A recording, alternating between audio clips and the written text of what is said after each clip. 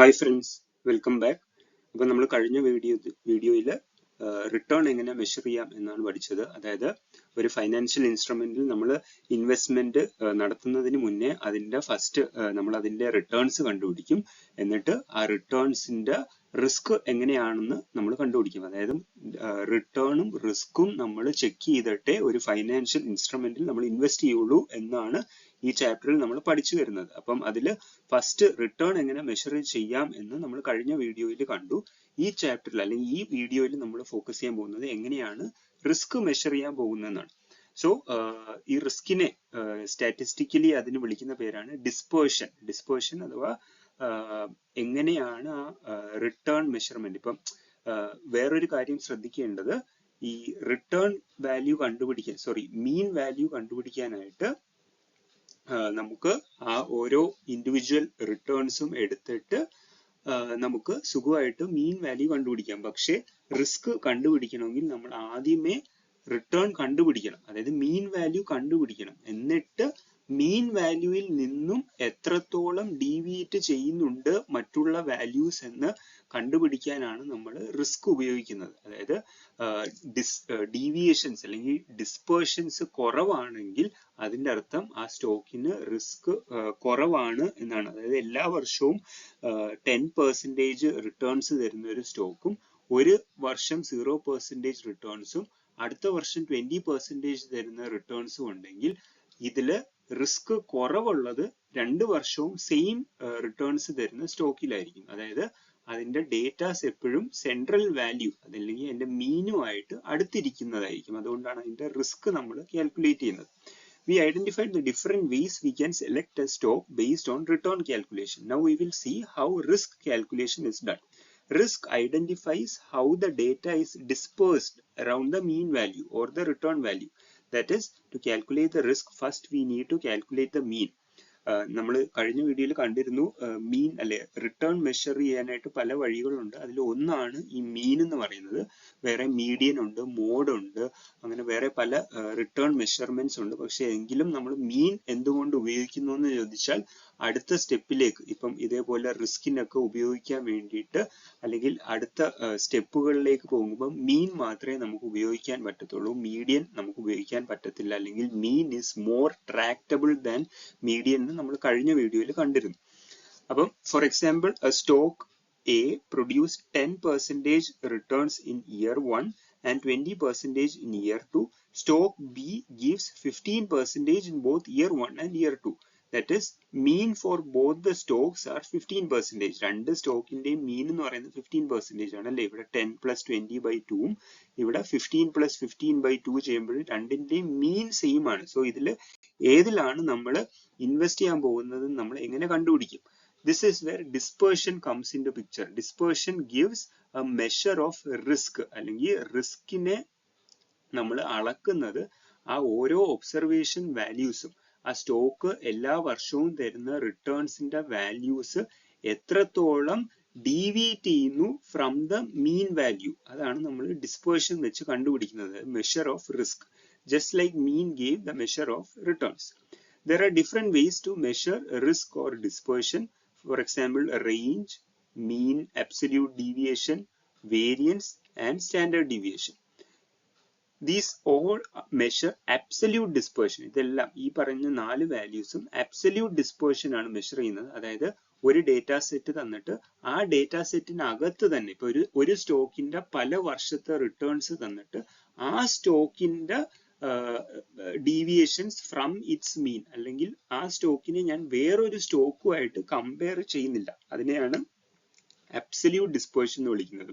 ഒരു സ്റ്റോക്കിനെ വേറൊരു സ്റ്റോക്ക് വെച്ച് കമ്പയർ ചെയ്യാനാണ് ഞാൻ റിലേറ്റീവ് ഡിസ്പേർഷൻ ഉപയോഗിക്കുന്നത്. അത് നമുക്ക് അങ്ങോട്ട് പോകുമ്പോൾ കാണാം. എന്തായാലും ഫസ്റ്റ് നമുക്ക് അബ്സല്യൂട്ട് ഡിസ്പേർഷൻ വെച്ച് തുടങ്ങാം. 4 വാല്യൂസ്, 4 രീതിയിൽ നമുക്ക് റിസ്ക് കണ്ടുപിടിക്കാം: range, mean absolute deviation, variance and standard deviation. Range വളരെ സിമ്പിൾ ആണ്. ഞാൻ ആദ്യമേ വീഡിയോ തുടങ്ങിയപ്പോൾ പറഞ്ഞു റിസ്ക് കണ്ടുപിടിക്കാനായിട്ട് നമ്മൾ ആദ്യമേ മീൻ കണ്ടുപിടിക്കണമെന്ന്. പക്ഷെ റേഞ്ച് കണ്ടുപിടിക്കാനായിട്ട് അല്ലെങ്കിൽ ഈ ഒരു ഡിസ്പേർഷൻ മെഷർമെന്റിനകത്ത് നമുക്ക് മീനിന്റെ ആവശ്യം വരുന്നില്ല. ഇവിടെ സിംപ്ലി ആ ഡേറ്റാ സെറ്റിന്റെ മാക്സിമം വാല്യൂ, മിനിമം വാല്യൂ. ഇപ്പം ഒരു സ്റ്റോക്ക് കഴിഞ്ഞ 5 വർഷം തന്നിരുന്ന ആനുവൽ റിട്ടേൺസ് ഇതാണെങ്കിൽ അതില് maximum value minus minimum value ചെയ്യുമ്പോൾ നമുക്ക് ആ സ്റ്റോക്കിന്റെ റിട്ടേൺസിന്റെ റേഞ്ച് കിട്ടും. അതൊരു റിസ്ക് മെഷർമെന്റ് ആണ്. നിങ്ങളിൽ ആരെങ്കിലും നമ്മുടെ cash flow additivity principle, option pricing using cash flow additivity principle കണ്ടിട്ടുണ്ടെങ്കിൽ അതിനകത്ത് ഞാൻ റിസ്ക് കാൽക്കുലേറ്റ് ചെയ്തത് റേഞ്ചിന്റെ അടിസ്ഥാനത്തിലാണ്. സോ ആ സെയിം സംഗതിയാണ് ഇവിടെ പറയുന്നത്. റേഞ്ച് എന്ന് പറയുന്നത് maximum value minus minimum value in the data set. ഇവിടുത്തെ അഡ്വാൻറ്റേജ് എന്ന് വെച്ചാൽ ഇത് ഭയങ്കര എളുപ്പമാണ്. ഞാൻ പറഞ്ഞു ഇവിടെ മീൻ ഒന്നും കണ്ടുപിടിക്കേണ്ട ആവശ്യമില്ല. വെറുതെ ആ ഒബ്സർവേഷൻസ് തന്നിട്ടുണ്ടെങ്കിൽ അതിന്റെ maximum value minus minimum value ചെയ്താൽ നമുക്ക് അതിന്റെ റേഞ്ച് കിട്ടും. ഡിസഡ്വാൻറ്റേജ് എന്ന് വെച്ചാൽ ഇവിടെ ഔട്ട്ലയേഴ്സ് ഇതിനെ ഭയങ്കരമായിട്ടും എഫക്ട് ചെയ്യും. അതായത് ഇവിടെ 1, 5, 18, 25 കഴിഞ്ഞിട്ട് ഒറ്റയടിക്ക് 100 ആണ് വരുന്നത്. അപ്പൊ 100 എന്ന് പറയുന്നത് ഒരു ഔട്ട്ലയർ ആണ്. സോ ഔട്ട്ലയർ ഈ റേഞ്ചിന്റെ കാൽക്കുലേഷനെ എഫക്ട് ചെയ്യും. പിന്നെ 2 വാല്യൂസേ ഇവിടെ ഉപയോഗിക്കുന്നുള്ളൂ. അതായത് ഏറ്റവും ഹൈ ആയിട്ടുള്ള വാല്യൂവും ഏറ്റവും ലോ ആയിട്ടുള്ള വാല്യൂ. അപ്പൊ ഈ 2 വാല്യൂ വെച്ചിട്ട് നമുക്ക് ഒരിക്കലും ഒരു റിട്ടേൺസിന്റെ ഷേപ്പ് കണ്ടുപിടിക്കാൻ പറ്റത്തില്ല. ഇങ്ങനെ ഒരു ഷേപ്പ് കിട്ടണം, അല്ലെങ്കിൽ ഒരു റിട്ടേൺസിന്റെ ഷേപ്പ് കിട്ടണമെങ്കിൽ ഇവിടുത്തെ വാല്യൂ അറിയണം, ഇവിടുത്തെ വാല്യൂ അറിയണം, ഇവിടുത്തെ വാല്യൂ അറിയണം, പല പോയിന്റിലെ വാല്യൂ അറിയണം. അല്ലാതെ ചുമ്മാ ഇങ്ങനെയുള്ള ഈ 2 പോയിന്റിലെ വാല്യൂ അറിഞ്ഞാൽ എനിക്ക് ഈ ഒരു ഷേപ്പ് കിട്ടത്തില്ല. അതായത് it can't tell how other data is distributed. We cannot get the shape of the distribution. അതാണ് റേഞ്ചിന്റെ ഒരു ഡിസഡ്വാൻറ്റേജ്. CFA ക്വസ്റ്റ്യൻസ് അധികം വരാറില്ല റേഞ്ച്, ജസ്റ്റ് പറഞ്ഞു പോകുന്നതേ ഉള്ളൂ. ഇതാണ് ഇതിന്റെ ഒരു അഡ്വാൻറ്റേജും ഡിസഡ്വാൻറ്റേജും. അപ്പം ഇതില് എല്ലാ ഈ റിട്ടേൺസിലുള്ള അല്ലെങ്കിൽ ഈ ഡേറ്റ സെറ്റിലുള്ള എല്ലാ വാല്യൂസും ഞാൻ ഉപയോഗിക്കുന്നില്ല. I don't care. ഈ നടുക്കുള്ള ഏത് വാല്യൂ ആണെങ്കിലും എനിക്ക് ഒരു പ്രശ്നമില്ല. ഞാൻ ജസ്റ്റ് അതിന്റെ മാക്സിമം വാല്യൂ മിനിമം വാല്യൂ എടുക്കുന്നുള്ളൂ. സോ ഈ പ്രശ്നം അവോയ്ഡ് ചെയ്യാൻ വേണ്ടിയിട്ട് എക്കണോമിസ്റ്റുകാർ കണ്ടുപിടിച്ച വേറൊരു മെത്തേഡാണ് മീൻ അബ്സല്യൂട്ട് ഡീവിയേഷൻ. മീൻ അബ്സല്യൂട്ട് ഡീവിയേഷൻ ഞാൻ ആദ്യമേ പറഞ്ഞ പോലെ ആദ്യമേ നമ്മൾ മീൻ കണ്ടുപിടിക്കണം. ആ സ്റ്റോക്കിന്റെ മീൻ അല്ലെങ്കിൽ average returns of the observation years കണ്ടുപിടിച്ചിട്ട് അതിലുള്ള വാല്യൂസ് ഈ മീനുമായിട്ട് എത്രത്തോളം ഡീവിയേറ്റ് ചെയ്യുന്നു എന്നതിന്റെ സമ്മാണ് mean absolute deviation. This dispersion measurement makes use of all the stock returns. റേഞ്ചിൽ നമ്മൾ മാക്സിമവും മിനിമമേ എടുത്തോളൂ. ഇവിടെ all stock return values are utilized. Simply find the mean first. അതായത് ആദ്യമേ നമുക്ക് മീൻ കണ്ടുപിടിക്കണം. എന്നിട്ട് how much the values deviate from the mean. എല്ലാ വാല്യൂസും മീനിന്റെ വാല്യൂസിൽ നിന്ന് എത്രത്തോളം ഡീവിയേറ്റ് ചെയ്യുന്നു എന്ന് കണ്ടുപിടിച്ചിട്ട് ആ ഡീവിയേഷൻ വാല്യൂസിനെ ആഡ് ചെയ്യണം. ഫൈനലി ആ ആഡ് ചെയ്ത് കിട്ടിയ വാല്യൂവിനെ നമ്മൾ നമ്പർ ഓഫ് ഒബ്സർവേഷൻസ് വെച്ച് ഡിവൈഡ് ചെയ്യണം. പക്ഷെ ഈ മെത്തേഡിന് ഒരു പ്രശ്നമുണ്ട്. As per mathematics the sum of deviations from mean is always equal to 0. മീനിൽ നിന്നും ഡീവിയേറ്റ് ചെയ്യുന്ന വാല്യൂസിനെ ആഡ് ചെയ്താൽ നമുക്ക് 0 കിട്ടും. അതായത് ഒരു സ്റ്റോക്കിന്റെ കഴിഞ്ഞ 10 വർഷത്തെ റിട്ടേൺസ് ആണ് ഈ തന്നിരിക്കുന്നത്. ഓക്കെ, ഈ റിട്ടേൺസിന്റെ മീൻ നമ്മൾ കാൽക്കുലേറ്റ് ചെയ്തപ്പോൾ എനിക്ക് 4.8% എന്ന് കിട്ടി. മീൻ എങ്ങനെ കാൽക്കുലേറ്റ് ചെയ്യുന്നതെന്ന് നമ്മൾ കഴിഞ്ഞ വീഡിയോയിൽ കണ്ടു. ചുമ്മാ ഇതെല്ലാം കൂടെ ആഡ് ചെയ്തിട്ട് divided by number of observation. ഇവിടെ നമ്പർ ഓഫ് ഒബ്സർവേഷൻ 10 ആണ്. അത് വെച്ച് ഡിവൈഡ് ചെയ്താൽ നമുക്ക് മീൻ വാല്യൂ കിട്ടും. ഇനി 12.5 മൈനസ് 4.8 ചെയ്യുമ്പോൾ നമുക്ക് 7.8 കിട്ടും. മൈനസ് 8 മൈനസ് 4.8 ചെയ്യുമ്പോൾ നമുക്ക് മൈനസ് 12.8 കിട്ടും. അങ്ങനെ ഓരോ വാല്യൂസും മീനിൽ നിന്നും എത്ര ഡീവിയേറ്റ് ചെയ്യുന്നു എന്ന് ഞാൻ കണ്ടുപിടിക്കും. അതായത് deviations from the mean value ഞാൻ കണ്ടുപിടിച്ച് ഇതിന്റെ സം ഞാൻ എടുക്കുമ്പോഴത്തേക്കിനും എനിക്ക് 0% ആണ് കിട്ടുന്നത്. It is mathematically proven. അതായത് ഡീവിയേഷൻ, നിങ്ങൾക്ക് ക്വസ്റ്റ്യൻ വരും, deviations from the mean always adds up to 0. അപ്പം ഈ പ്രശ്നം മാറ്റാൻ വേണ്ടിയിട്ട് എക്കണോമിസ്റ്റ് എന്താ ചെയ്തതെന്ന് വെച്ചാൽ they find the absolute value of the deviations. Absolute value നമ്മൾ സ്കൂളിലൊക്കെ പഠിച്ചതാണ്.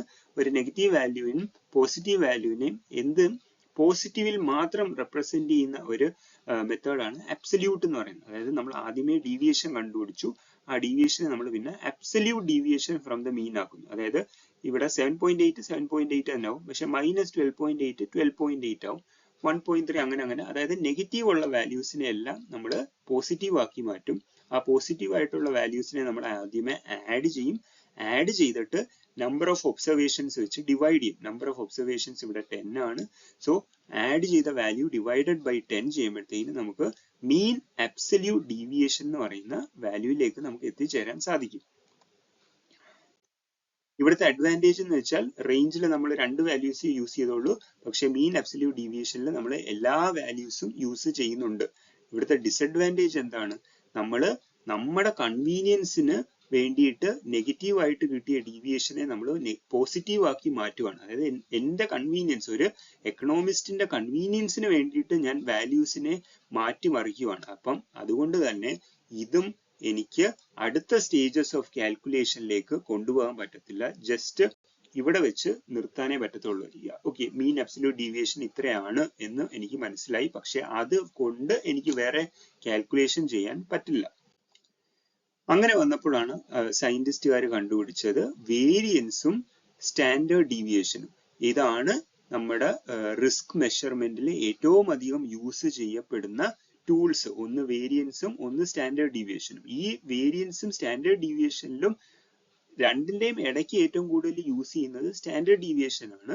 എന്തുകൊണ്ടെന്നാൽ വേരിയൻസ് ഒരു സ്ക്വയർഡിലായിരിക്കും, അതായത് പെർസെന്റേജ് സ്ക്വയർഡിലായിരിക്കും വരുന്നത്. സ്റ്റാൻഡേർഡ് ഡീവിയേഷൻ വേരിയൻസിന്റെ സ്ക്വയർ റൂട്ട് എടുക്കുമ്പം അത് തിരിച്ച് പെർസെന്റേജിൽ തന്നെ കിട്ടുന്നു. അതുകൊണ്ടാണ് നമുക്ക് സ്റ്റാൻഡേർഡ് ഡീവിയേഷൻ കൂടുതൽ യൂസ് ചെയ്യുന്നത്. എന്താണെന്ന് നമുക്ക് നോക്കാം. These are the two most widely used methods to measure dispersion. Risk കണ്ടുപിടിക്കാനായിട്ട് ഏറ്റവും അധികം യൂസ് ചെയ്യുന്ന 2 മെത്തേഡ്സ് ആണ് വേരിയൻസും standard deviation. Just like mean absolute deviation, mean absolute deviation, here also the first step is same. Find the deviations of all the values from the mean. അതായത് മീൻ absolute ഡീവിയേഷനിലെ പോലെ first step എപ്പോഴും same ആണ്. അതായത് മീൻ കണ്ടുപിടിക്കുന്നു, ആ മീനിൽ നിന്നും ബാക്കിയുള്ള values എത്രത്തോളം ഡീവിയേറ്റ് ചെയ്യുന്നു എന്ന് നമ്മൾ കണ്ടുപിടിക്കുന്നു. But in the second step, instead of finding the absolute value, we square them. അതായത് അബ്സല്യൂട്ട് വാല്യൂ കണ്ടുപിടിക്കുന്നതിന് പകരം നമ്മൾ സ്ക്വയർ ചെയ്യുന്നു. ആൻഡ് ഈ സ്ക്വയർ ചെയ്ത വാല്യൂസിനെ എല്ലാം കൂടെ ആഡ് ചെയ്തിട്ട് നമ്മൾ അതിന്റെ ആവറേജ് എടുക്കുമ്പോഴത്തേക്കിനും നമുക്ക് വേരിയൻസ് കിട്ടുന്നു. അപ്പൊ ഈ സ്ക്വയർ ചെയ്യുന്ന പരിപാടി നമ്മൾ കഴിഞ്ഞ വീഡിയോയിൽ മീനിന്റെ squared prediction error will be minimum at the mean value എന്ന് പറഞ്ഞ് ഞാൻ പറഞ്ഞിരുന്നു. ഏകദേശം അതേ മെത്തേഡ് തന്നെയാണ് നമ്മൾ ഇവിടെ യൂസ് ചെയ്യുന്നത്. നമ്മൾ ഇതുവരെ നമ്മൾ കഴിഞ്ഞ മീൻ അബ്സല്യൂട്ട് ഡീവിയേഷന് ചെയ്ത സെയിം സ്റ്റെപ്പ്, അതായത് ആദ്യമേ നമ്മൾ മീൻ കണ്ടുപിടിക്കുന്നു, ഈ മീനിൽ നിന്നും ഓരോ റിട്ടേൺ വാല്യൂസ് എത്രത്തോളം ഡീവിയേറ്റ് ചെയ്യുന്നു നമ്മൾ ഇവിടെ കണ്ടുപിടിക്കുന്നു. ഇത് നിങ്ങൾക്ക് എന്ത് വേണമെങ്കിലും ചെയ്യാം. ഒന്നുകിൽ മീൻ വാല്യൂ മൈനസ് ഈ പറയുന്ന ഒബ്സർവ്ഡ് വാല്യൂ ചെയ്യാം, അല്ലെങ്കിൽ ഒബ്സർവ്ഡ് വാല്യൂ മൈനസ് ഈ മീൻ വാല്യൂ ചെയ്യാം. എന്ത് ചെയ്താലും പ്രശ്നമില്ല. ഒരു മെത്തേഡ് ഫോളോ ചെയ്താൽ ലാസ്റ്റ് വരെ ഒരേ മെത്തേഡ് ഫോളോ ചെയ്യുക എന്നതേ ഉള്ളൂ. ഞാൻ ഇവിടെ യൂസ് ചെയ്തിരിക്കുന്നത് 12.5 മൈനസ് 4.8, അതായത് observed value minus mean value വെച്ചിട്ടാണ് ഞാൻ ആദ്യം തൊട്ട് അവസാനം വരെ ഞാൻ കണ്ടുപിടിച്ചിരിക്കുന്നത്. നിങ്ങൾ mean value minus observed value ചെയ്യുവാണെങ്കിൽ നിങ്ങൾ അത് തന്നെ ആ ഫുൾ ഡേറ്റ സെറ്റിൽ യൂസ് ചെയ്യണം, അത്രേ ഉള്ളൂ. എനിവേസ്, നമ്മൾ ഡീവിയേഷൻ ഫ്രം ദ മീൻ കഴിഞ്ഞ സ്റ്റെപ്പ് വരെ കണ്ടുപിടിച്ചു. അടുത്ത സ്റ്റെപ്പിൽ നമ്മൾ മീൻ അബ്സല്യൂട്ട് ഡീവിയേഷനിൽ അബ്സല്യൂട്ട് വാല്യൂ ആണ് എടുത്തത്. ഇവിടെ നമ്മൾ ഈ ഡീവിയേഷൻസ് ഫ്രം മീനിനെ സ്ക്വയർ ചെയ്യുന്നു. മീൻ ഈ വാല്യൂസിനെ നമ്മൾ സ്ക്വയർ ചെയ്യുന്നു. അതായത് 7.8 സ്ക്വയർ ചെയ്യുമ്പോൾ നമുക്ക് 60.1, മൈനസ് 12.8നെ സ്ക്വയർ ചെയ്യുമ്പോൾ നമുക്ക് 162. അതായത് ഈ നെഗറ്റീവിനെ എല്ലാം പോസിറ്റീവ് ആക്കാൻ വേണ്ടിയിട്ട് ഞാൻ ഇതിനെ സ്ക്വയർ ചെയ്ത് മാറ്റുന്നു. ഈ സ്ക്വയർ ചെയ്ത വാല്യൂസിനെ ഞാൻ ആഡ് ചെയ്യുന്നു. അഗെയിൻ ഇതിന്റെ സം ഞാൻ ഫുൾ എടുക്കുന്നു. സം എടുത്തിട്ട് ഈ പറയുന്ന നമ്പർ ഓഫ് ഒബ്സർവേഷൻസ്, അതായത് ഇവിടെ 10 ആണ്, ഈ നമ്പർ ഓഫ് ഒബ്സർവേഷൻസിനെ വെച്ച് ഡിവൈഡ് ചെയ്യുമ്പോൾ എനിക്ക് 106.2% എന്നുള്ള വാല്യൂ കിട്ടും. പക്ഷെ ഇവിടെ നിങ്ങൾ ശ്രദ്ധിക്കണം, ഈ വാല്യൂസിനെ ഞാൻ സ്ക്വയർ ചെയ്തു. അതായത് ഈ പെർസെൻറ്റേജ് ഇവിടെ പെർസെൻറ്റേജ് സ്ക്വയറിലാണ് ഇരിക്കുന്നത്. അതുകൊണ്ട് തന്നെ ഇവിടെയും പെർസെൻറ്റേജ് സ്ക്വയറിലാണ്, പക്ഷെ നമ്മുടെ റിട്ടേൺസ് പെർസെൻറ്റേജിലാണ്. സോ ഒരു വാല്യൂ പെർസെൻറ്റേജിലും പക്ഷെ അതിന്റെ റിസ്ക് നമ്മൾ അളന്നിരിക്കുന്നത് പെർസെൻറ്റേജ് സ്ക്വയറിലുമാണ്. സോ ഈ പ്രശ്നം അവോയ്ഡ് ചെയ്യാൻ വേണ്ടിയിട്ടാണ് നമ്മൾ സ്റ്റാൻഡേർഡ് ഡീവിയേഷൻ കണ്ടുപിടിക്കുന്നത്.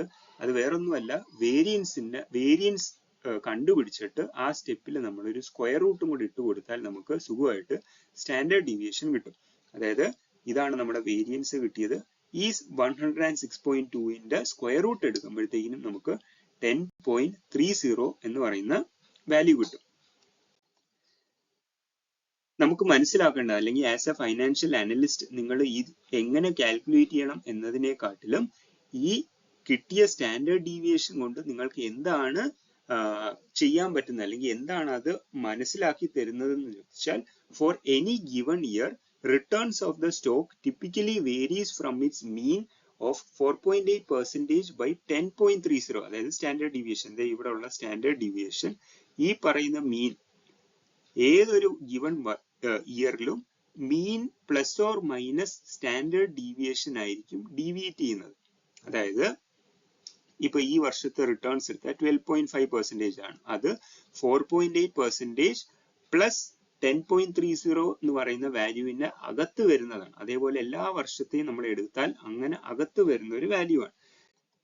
68, 95, 99 എന്ന് പറയുന്ന ഒരു റൂൾ ഉണ്ട്. അതായത് ഇപ്പം ഒരു സ്റ്റോക്കിന്റെ എല്ലാ വർഷത്തെയും 10 വർഷത്തെ റിട്ടേൺസ് ഞാൻ എടുക്കുവാണ്. അതിന്റെ മീൻ വാല്യൂ എനിക്ക് കിട്ടിയത് 5% റിട്ടേൺസും അതിന്റെ സ്റ്റാൻഡേർഡ് ഡീവിയേഷൻ എനിക്ക് കിട്ടിയത് 3% ആണെന്ന് വെച്ചോളൂ. അതായത് ഈ 10 വർഷത്തിൽ 68% വർഷങ്ങളും, 10 വർഷത്തെ 68% വർഷം എന്ന് പറയുമ്പോൾ ഏകദേശം 6.8 ഇയേഴ്സ്, 6.8 ഇയേഴ്സിലെ മീൻ വാല്യൂ എന്ന് പറയുന്നത്, അല്ലെങ്കിൽ റിട്ടേൺ വാല്യൂ എന്ന് പറയുന്നത് എന്റെ mean plus or minus 1 standard deviation, അതായത് 5 പ്ലസ് ഓർ മൈനസ് 3%-ൽ നിന്നും അകത്തായിരിക്കും എന്റെ 68% ഓഫ് ദ ഇയേഴ്സിലെ വാല്യൂസ്.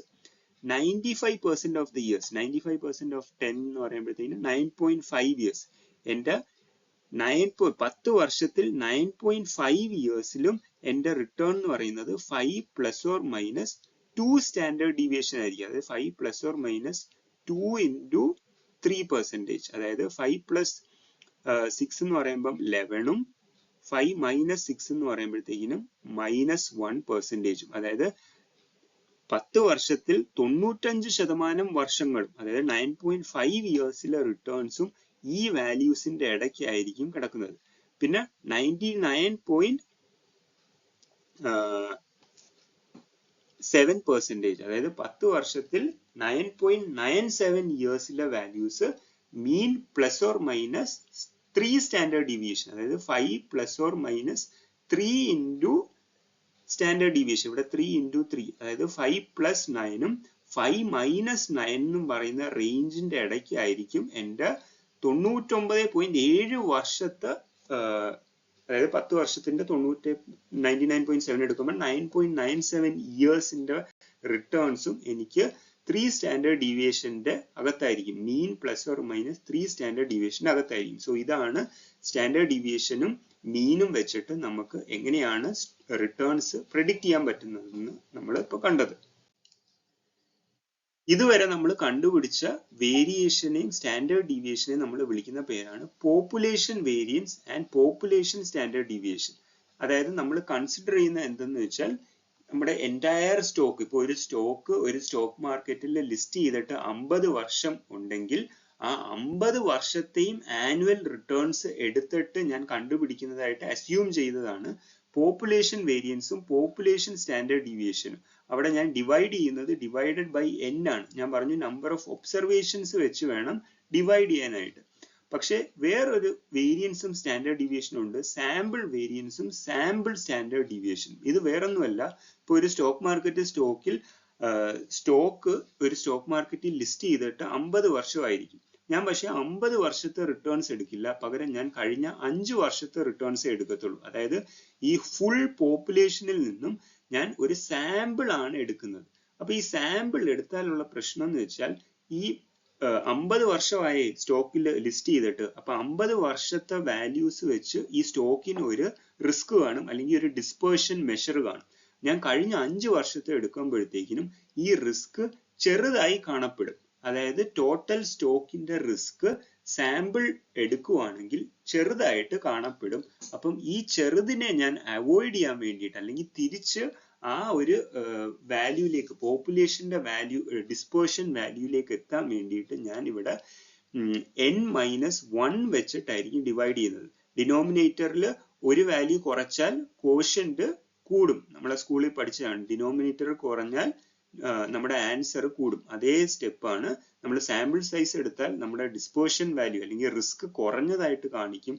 അപ്പൊ തിരിച്ച് റിസ്ക് കൂട്ടാൻ വേണ്ടിയിട്ട് അല്ലെങ്കിൽ ആക്ച്വൽ റിസ്കിന്റെ അടുത്ത് എത്തിക്കാൻ വേണ്ടിയിട്ട് നമ്മൾ n-1 വെച്ചായിരിക്കും ഡിവൈഡ് ചെയ്യുന്നത്. CFAയില് ചുമ്മാ സ്റ്റാൻഡേർഡ് ഡീവിയേഷൻ കണ്ടുപിടിക്കാനോ വേരിയൻസ് കണ്ടുപിടിക്കാനോ ചോദിച്ചാൽ നമ്മൾ സാമ്പിൾ സ്റ്റാൻഡേർഡ് ഡീവിയേഷൻ ആണ് കണ്ടുപിടിക്കേണ്ടത്. അഥവാ n-1 ഇട്ടാണ് ഡിവൈഡ് ചെയ്യേണ്ടത്. n ഇട്ട് ഡിവൈഡ് ചെയ്യരുത്. നമ്മളിപ്പോ എക്സലിൽ പോവുകയാണെങ്കിൽ തന്നെ അവിടെയും സ്റ്റാൻഡേർഡ് ഡീവിയേഷന് സാമ്പിളും ഉണ്ട് പോപ്പുലേഷനും ഉണ്ട്. ഇത് രണ്ടിലും ഏതെങ്കിലും ഒന്നായിരിക്കണം നമ്മൾ സെലക്ട് ചെയ്യേണ്ടത്. അതായത് സാമ്പിൾ ആണ് ഉപയോഗിക്കുന്നതെങ്കിൽ നിങ്ങൾ സാമ്പിൾ തന്നെ സെലക്ട് ചെയ്യണം. ഈ സാമ്പിൾ വേരിയൻസും സ്റ്റാൻഡേർഡ് ഡീവിയേഷനും സെയിം ആണ്. പോപ്പുലേഷൻ സ്റ്റാൻഡേർഡ് ഡീവിയേഷൻ വേരിയൻസും കണ്ടുപിടിക്കുന്ന പോലെ തന്നെയാണ്, except that we divide it by n-1. What we then get is sample variance, and when we get the take the square root, we get sample standard deviation. എന്തിന് n-1 ഇട്ട് divide ചെയ്യുന്നു? എന്തുകൊണ്ട് n വെച്ച് divide ചെയ്യുന്നില്ല? നമുക്കൊരു ഇത് വേണമെങ്കിൽ skip ചെയ്യാം. ഞാൻ ജസ്റ്റ് നിങ്ങൾക്ക് എന്തിന് എന്നുള്ളത് പറഞ്ഞു തരുന്നേ ഉള്ളൂ. ഇപ്പം സപ്പോസ് നമുക്കൊരു സ്കൂളിന്റെ എക്സാമ്പിൾ എടുക്കാം. ആ സ്കൂളിൽ 1ാം ക്ലാസ് തൊട്ട് 10ാം ക്ലാസ് വരെയുള്ള ഓരോ ക്ലാസ് ഡിവിഷൻസ് ഉണ്ട്. ആ ഓരോ ക്ലാസ്സിലും 10 സ്റ്റുഡൻസ് വെച്ചുണ്ട്. അപ്പൊ ഈ ഓരോ ക്ലാസ്സിന്റെയും കുട്ടികളുടെ വയസ്സെന്ന് വെച്ചാൽ 7 വയസ്സ് തൊട്ട് 16 വയസ്സ് വരെയാണ്. ഓരോ ക്ലാസ്സിനും ഓരോ കുട്ടികളുടെ വയസ്സെന്ന് പറയുന്നത്.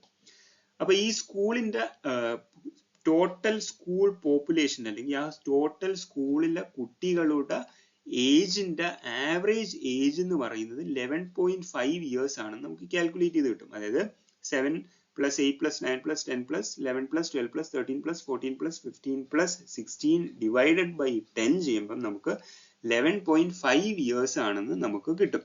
അതായത് ഓരോ വർഷത്തെയും അല്ലെങ്കിൽ ഓരോ ക്ലാസിന്റെയും ഡീവിയേഷൻ അല്ലെങ്കിൽ ആ റിസ്ക് എന്ന് പറയുന്നത് ഈ മീൻ വാല്യൂ മൈനസ് ആ പറയുന്ന ക്ലാസിന്റെ ഏജിന്റെ ഡിഫറൻസ്. അതായത് ഇപ്പം ഇവിടെ 11 ഇയേഴ്സ് ആണ്. സോ മീനുമായിട്ട് അത് 0.5ന്റെ ഡിഫറൻസ് ഉണ്ട്.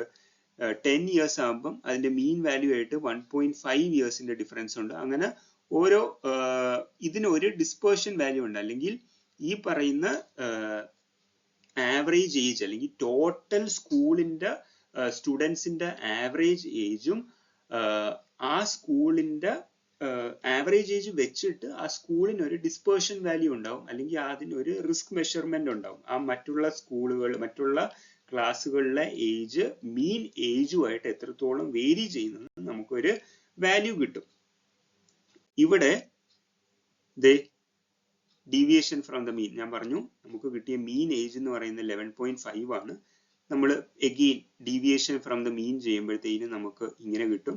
അതിനെ നമ്മൾ സ്ക്വയർ ചെയ്ത് ഡീവിയേഷൻ കണ്ടുപിടിക്കുമ്പോഴത്തേക്കും നമുക്ക് variance is a measure of risk. So ഈ ടോട്ടൽ ഇതിനെ ആഡ് ചെയ്ത് divided by number of observation n ചെയ്യുമ്പോഴത്തേക്കും നമുക്ക് 8.3 എന്ന് പറയുന്ന ആക്ച്വൽ, അതായത് ആ സ്കൂളിന്റെ വേരിയേഷൻ കിട്ടും. ഓക്കെ, ഇവിടെ വേറെ ഒരു ആള് വന്നിട്ട് സ്കൂളിന്റെ ടോട്ടൽ മീൻ ഏജ് അല്ലെങ്കിൽ ആവറേജ് ഏജ് കണ്ടുപിടിക്കുകയാണെന്ന് പറഞ്ഞിട്ട് അവര് 1 to 10 ക്ലാസ്സസിന്റെ എടുത്തില്ല, പകരം അവർ ഫസ്റ്റ് സ്റ്റാൻഡേർഡ് ടു 5th സ്റ്റാൻഡേർഡ്സിന്റെ ആവറേജ് ഏജ് എടുത്തോളൂ. അല്ലെങ്കിൽ ഈ ഫസ്റ്റ് സ്റ്റാൻഡേർഡ് ടു 5th സ്റ്റാൻഡേർഡിലെ കുട്ടികളുടെ വയസ്സെടുക്കുമ്പം ഇവിടുത്തെ ആവറേജ് ഏജ് എന്ന് പറയുന്നത് 9 ഇയേഴ്സ് ആയിട്ട് മാറി. മറ്റിടത്ത് 11.5 ഇയേഴ്സ് ആയിരുന്നു, ഇവിടെ 9 ഇയേഴ്സ് ആയിട്ട് മാറി.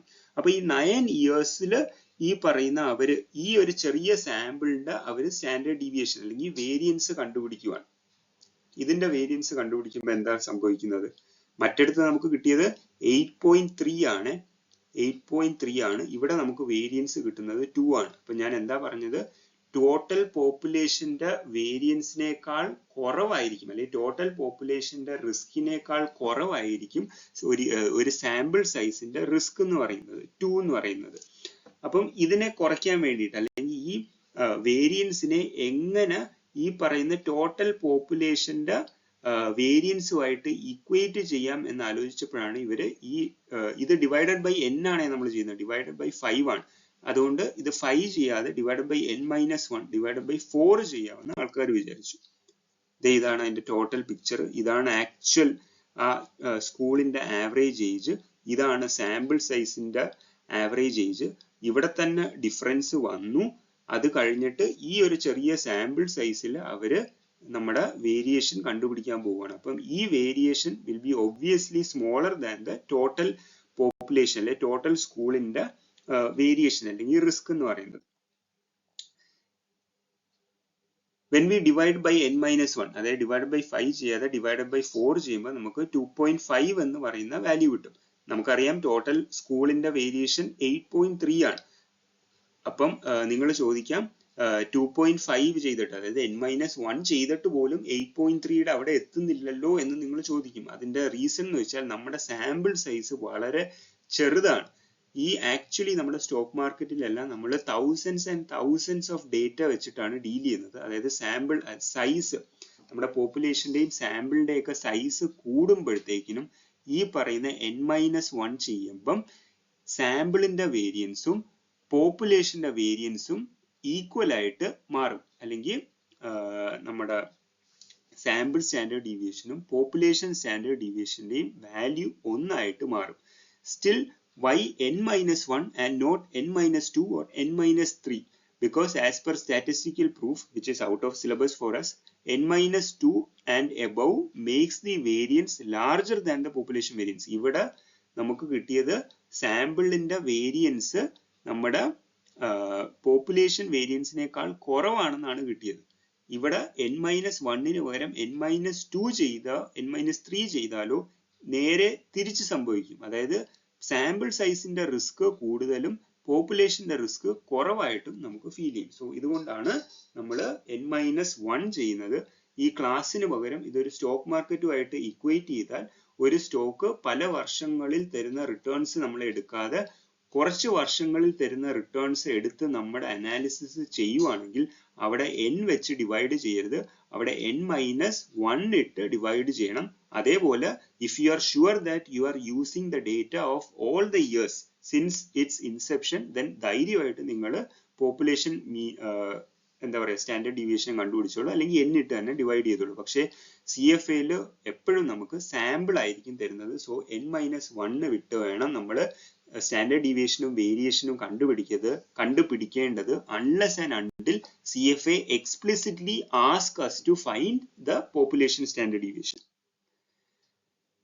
ഇത്രയും കഷ്ടപ്പെട്ട് നമ്മൾ ഇത് മാനുവലി ഇരുന്ന് കണ്ടുപിടിക്കേണ്ട ആവശ്യമില്ല. നമ്മുടെ BA 2+ ടെക്സാസ് ഇൻസ്ട്രുമെന്റ്സിന്റെ കാൽക്കുലേറ്ററിനകത്ത് ചുമ്മാ വാല്യൂസ് ഇൻപുട്ട് ചെയ്ത് കൊടുത്താൽ നമുക്ക് both the sample variation sample and the population standard deviation ന്റെ വാല്യൂ കിട്ടും.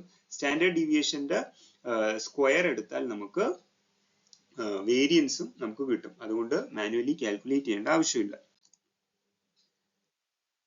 ഡൗൺസൈഡ് ഡീവിയേഷനും സെമി ഡീവിയേഷനും എന്താണെന്ന് നമുക്ക് നോക്കാം. ഇതും വേറൊരു റിസ്ക് മെഷർമെന്റ് ആണ്. So far we learned how the returns of the stock vary from its mean return. അതായത് എന്താണ് നമ്മുടെ സ്റ്റാൻഡേർഡ് ഡീവിയേഷൻ കണ്ടുപിടിച്ചത്? ഒരു മീൻ വാല്യൂ ഉണ്ടാവും. ആ മീൻ വാല്യൂവിൽ നിന്നും ആ ഒബ്സർവേഷനിലുള്ള വാല്യൂസ് എത്രത്തോളം ഡീവിയേറ്റ് ചെയ്യുന്നു എന്നാണ് സ്റ്റാൻഡേർഡ് ഡീവിയേഷൻ കണ്ടുപിടിക്കുന്നത്. ഓക്കെ, അത് പോസിറ്റീവിലേക്ക് പോയാലും നെഗറ്റീവിലേക്ക് പോയാലും അത് റിസ്ക് ആയിട്ട് കാണും. ഇപ്പം മീൻ വാല്യൂ 3% അല്ലെങ്കിൽ 3%ന് മുകളിലേക്ക് പോയാൽ അത് ആസ് എൻ ഇൻവെസ്റ്റർ അത് നല്ലൊരു കാര്യമാണ് അല്ലേ? ഒരു സ്റ്റോക്ക് 3% ആണ് എപ്പോഴും തരുന്നത്.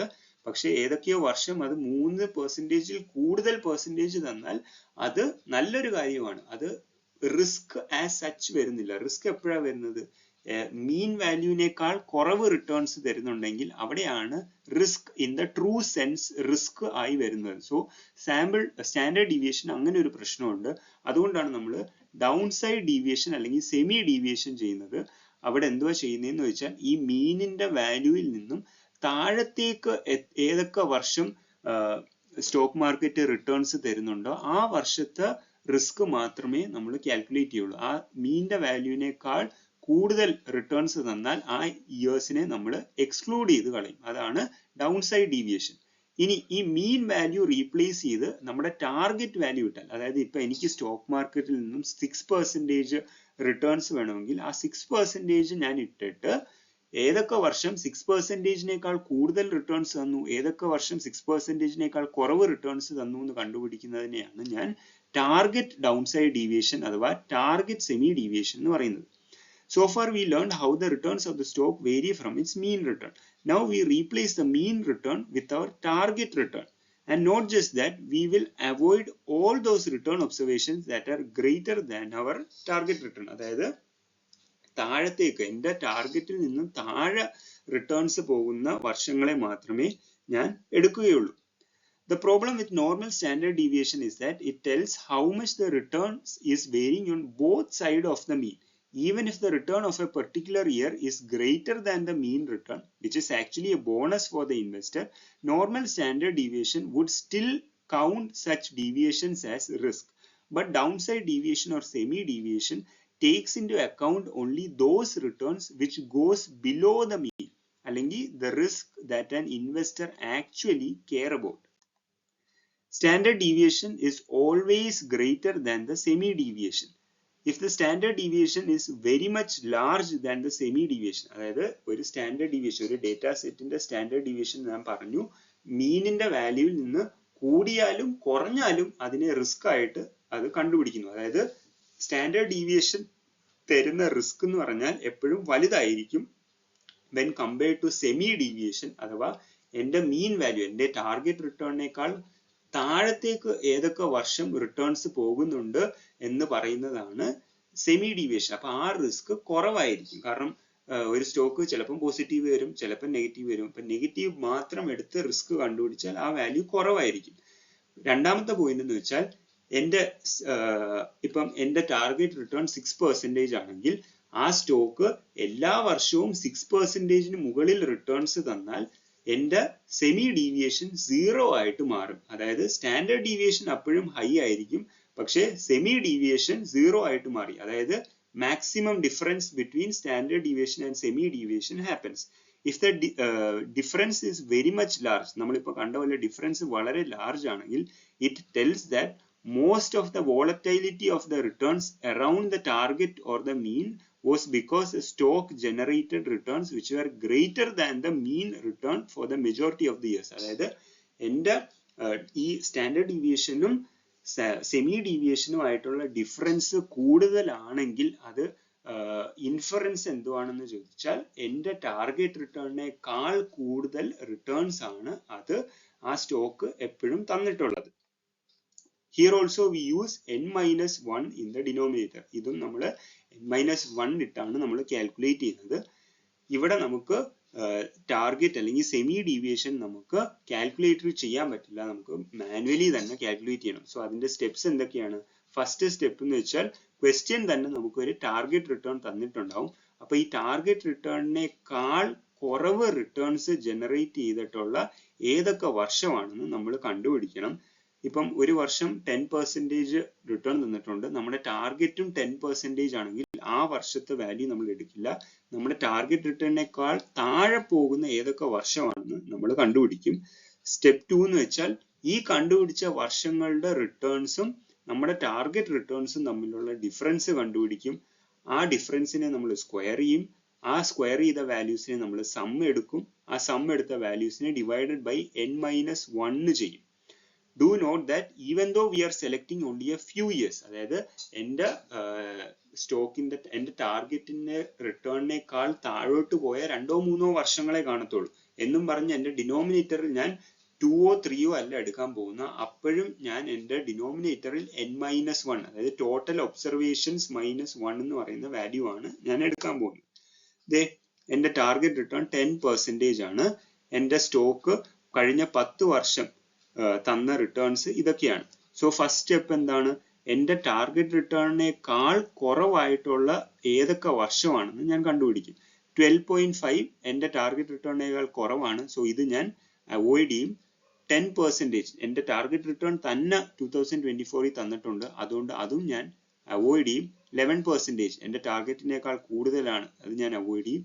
9% എൻ്റെ ടാർഗറ്റിനേക്കാൾ കുറവാണ്, സോ ഇതൊരു റിസ്ക് ആണ്. സോ ഇത് ഞാൻ എൻ്റെ റിസ്ക് മെഷർമെന്റിന് ഇൻക്ലൂഡ് ചെയ്യും. 6% എഗെയിൻ ഞാൻ ഇൻക്ലൂഡ് ചെയ്യും.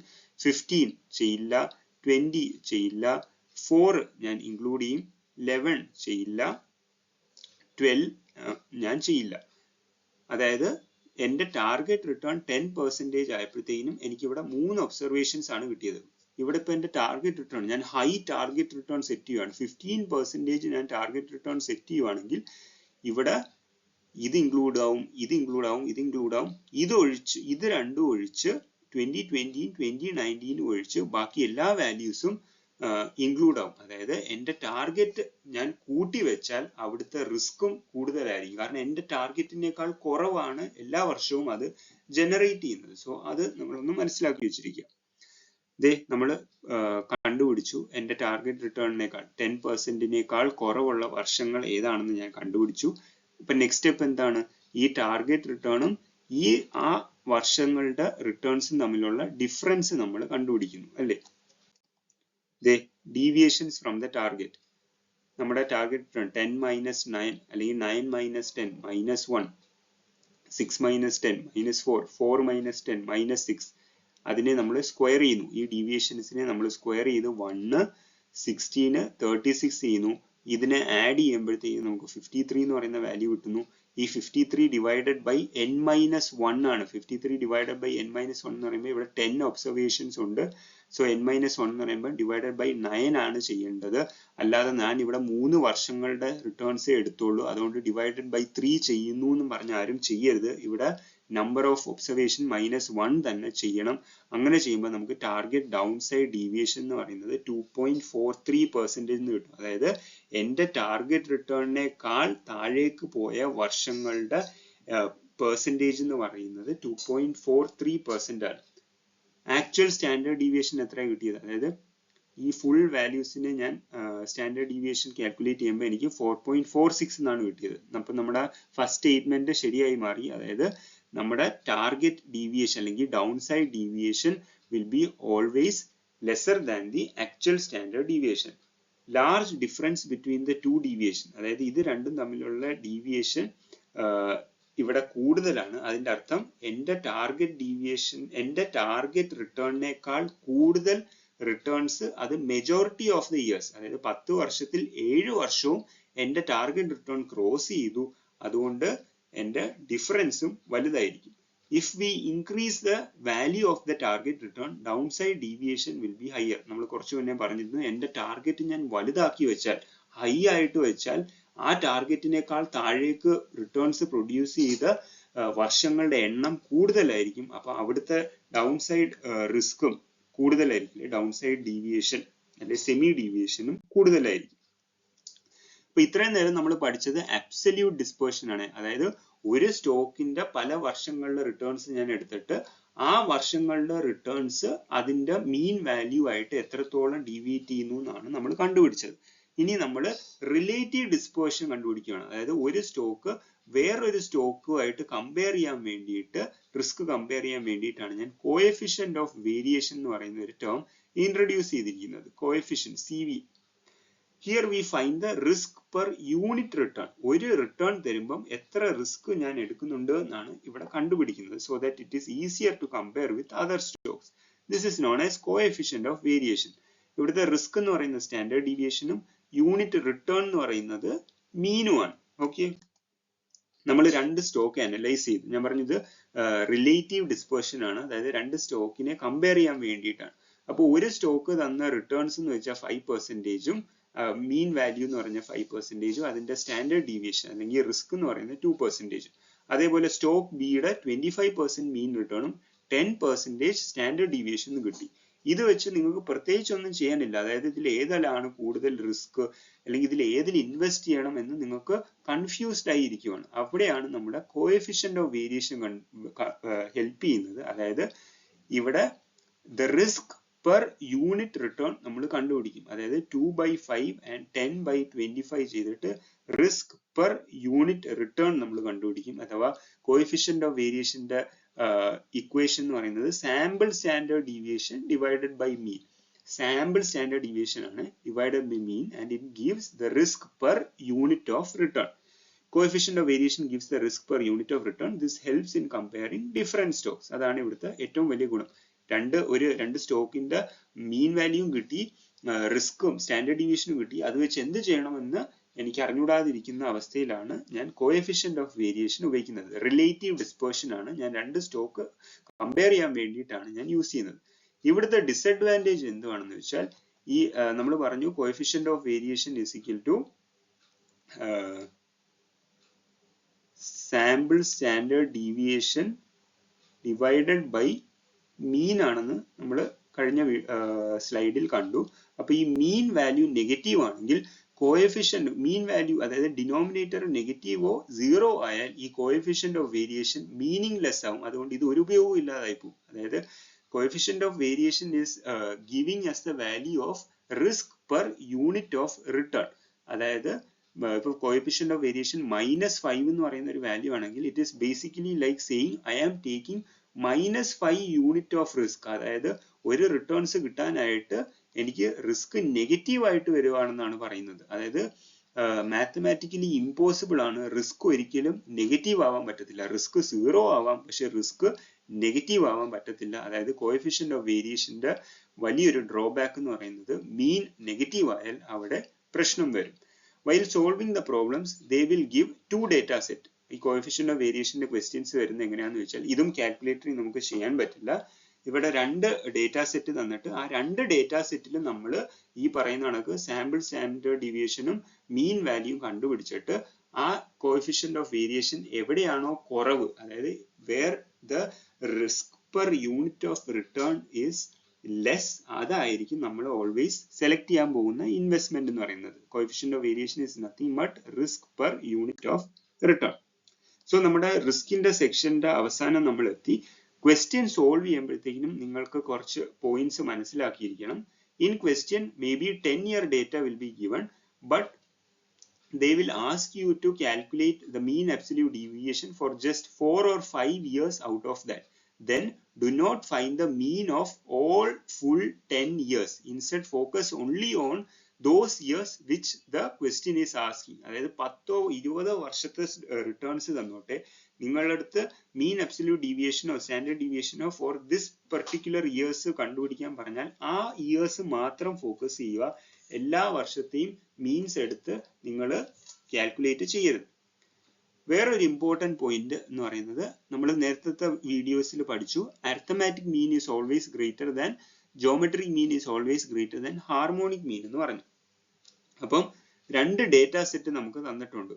രണ്ട് ഡേറ്റാ സെറ്റ് തന്നിട്ട് ഏത് ഡേറ്റാ സെറ്റിലാണോ ഹൈ ഡിസ്പേർഷൻ അല്ലെങ്കിൽ ഹൈ റിസ്ക് ഉള്ളത് അല്ലെങ്കിൽ ഹൈ സ്റ്റാൻഡേർഡ് ഡീവിയേഷൻ ഉള്ളത്, അവിടുത്തെ arithmetic mean will be much greater than the geometric mean. That is the difference between the arithmetic mean and the geometric mean will be higher for the data set with higher dispersion. അതായത് ഒരു സ്റ്റോക്കിന് risk എന്ന് പറയുന്നത് അല്ലെങ്കിൽ dispersion എന്ന് പറയുന്നത് 5%, വേറൊരു സ്റ്റോക്കിന്റെ risk എന്ന് പറയുന്നത് 10% ആണ്. അതായത് ഈ പോർട്ട്ഫോളിയോ സ്റ്റോക്ക് ബിയുടെ അല്ലെങ്കിൽ പോർട്ട്ഫോളിയോ ബിയുടെ റിസ്ക് എന്ന് പറയുന്നത് കൂടുതലാണ്. ഓക്കെ, ഇവിടെ എന്താ ഞാൻ കുറച്ചു മുന്നേ പറഞ്ഞെന്ന് വെച്ചാൽ the difference between geometric mean and arithmetic mean. Geometric mean ഒരിക്കലും arithmetic mean നേക്കാൾ മുകളിലേക്ക് പോകത്തില്ല. സോ arithmetic mean ആണ് വലുത്. സോ 3% മൈനസ് 2% എന്ന് പറയുന്നത് ഇവിടെ 1% എന്ന് എനിക്ക് കിട്ടി.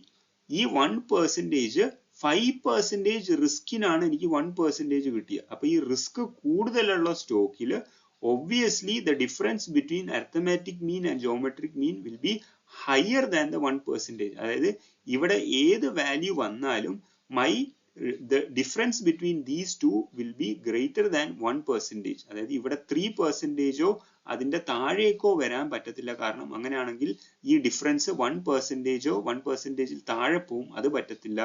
ഏത് സ്റ്റോക്കിലാണോ റിസ്ക് കൂടുതലുള്ളത് ആ സ്റ്റോക്കിന്റെ അരിത്തമാറ്റിക് മീനിന്റെയും ജോമെട്രിക് മീനിന്റെയും ഡിഫറൻസ് വലുതായിരിക്കും. The question mark area will have a value less than 3% because the dispersion of the portfolio B is greater, and therefore the difference between the arithmetic mean and the geometric mean of portfolio B has to be greater than portfolio A, that is 1%.